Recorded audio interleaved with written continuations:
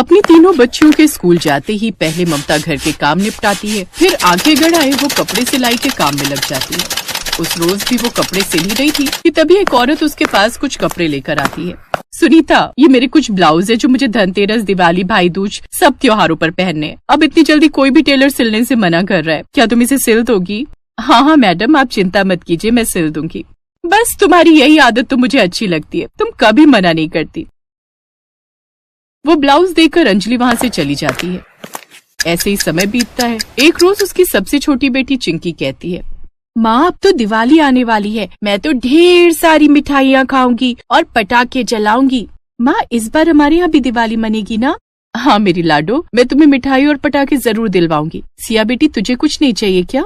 माँ हमारे पास गिनकर 2 जोड़ी कपड़े हैं, वो भी जगह जगह से फट गए हैं। आपने उनमें रफू भी किया हुआ है, वो भी अब फटने लगे हैं, तो आप हमें इस दिवाली नए कपड़े दिलवा देना। ऐसे ही समय बीतता है और अब दिवाली पास आने वाली होती है, लेकिन अब उसके पास कोई भी नए कपड़े सिलवाने नहीं आता। तो वहीं उसका गरीब पति मिट्टी के दिए बना रहा था। क्या हुआ सुनीता, उदास क्यों बैठी हो? देखिए ना, हर साल मैं दिवाली पर अच्छी कमाई कर लेती थी, लेकिन इस बार तो मैं खाली बैठी हूँ, मेरे पास ग्राहक ही नहीं है। सोचा था दिवाली पर कपड़े सिलकर कुछ पैसे कमा लूंगी तो अपनी बच्चियों की दिवाली अच्छे से मन जाती। तुम चिंता मत करो भाग्यवान, शाम को जो दिए बेचकर कमाई करके लाऊंगा उसे तुम रख लेना। ये कहकर मोहन वो दिए लेकर बाजार जाता है और वो शाम को मुश्किल से 400 रुपए लेकर घर आता है। वो पैसे लाकर वो सुनीता को दे देता है। अगले दिन वो अपनी तीनों बेटियों को लेकर बाजार जाती है, जहाँ सिया की नजर एक लहंगे पर पड़ती है। वो उस लहंगे पर हाथ लगाकर पूछती है, अंकल ये लहंगा कितने का है?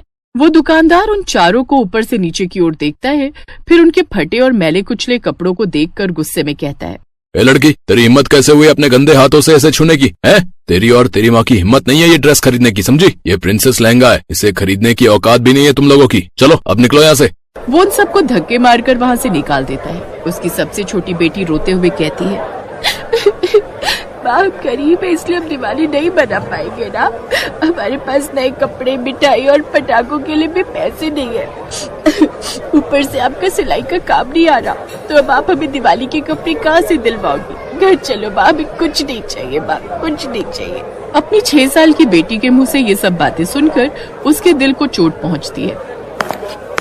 अगले दिन उसकी तीनों बेटियां अपनी झोपड़ी के बाहर बैठकर सभी के सजे हुए घरों की तरफ देख रही होती हैं और फिर अपनी झोपड़ी को ताकती हैं। तभी सुनीता उनसे कहती है, तुम तीनों यहीं रहना, मैं बाजार जा रही हूँ सब्जी लाने।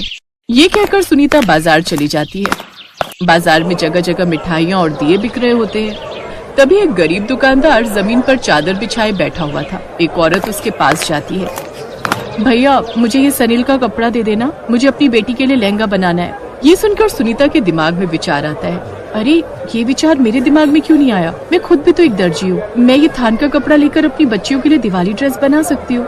वो उस दुकानदार के पास जाती है, सुनिए भैया मुझे ये गुलाबी, पीला और नीले रंग का थान का कपड़ा दे दीजिए। सुनीता वो लेकर घर आ जाती है और रात को अपनी बेटियों के सो जाने के बाद रात भर जाकर वो सिया के लिए लहंगा सिलती है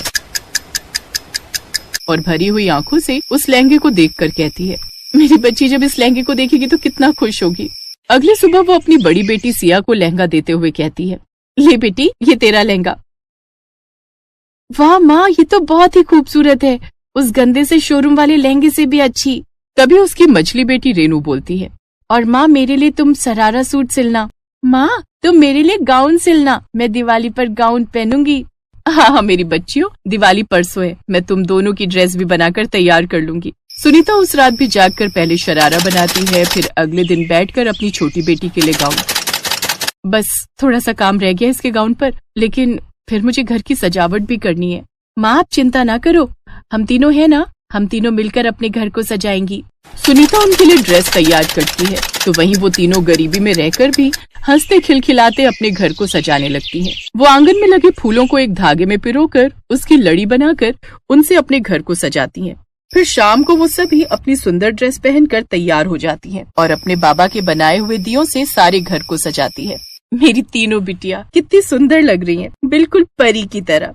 उस दिन मोहन की भी अच्छी कमाई हो जाती है और वो सभी दिए बेचकर खुशी खुशी घर लौटता है, साथ ही कुछ मिठाई और पटाखे भी लाता है। ये हम मिठाई खाएंगे और पटाखे भी जलाएंगे।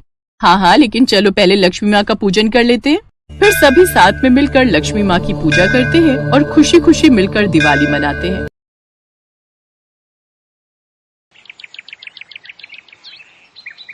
चुप हो जाओ मेरी बच्चियों, अब भगवान को यही मंजूर था।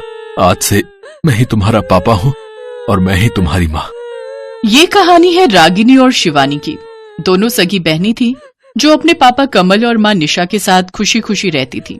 पर एक दिन अचानक घर के किचन में आग लग गई, जिसमें जलकर निशा की मौत हो गई। दोनों बेटियों के सिर से माँ का साया उठ चुका था और बीतते वक्त के साथ दोनों बच्चियों के मन में उनकी माँ निशा की याद और भी गहरी होती गई।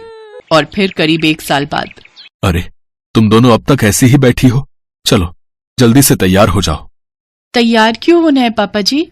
हम कहीं बाहर जा रहे हैं क्या? हाँ, भूल गई क्या? दिवाली आ रही है। तुम दोनों को दिवाली का बहुत इंतजार रहता था ना। चलो तुम दोनों को नए कपड़े दिलवा लाता हूँ। नहीं पापा, हमें कहीं नहीं जाना। क्यों? क्यों नहीं जाना? पापा, हमें माँ के बिना दिवाली नहीं मनानी। नहीं बेटा, ऐसा नहीं कहते। माँ नहीं है तो क्या हुआ, पापा तो है ना।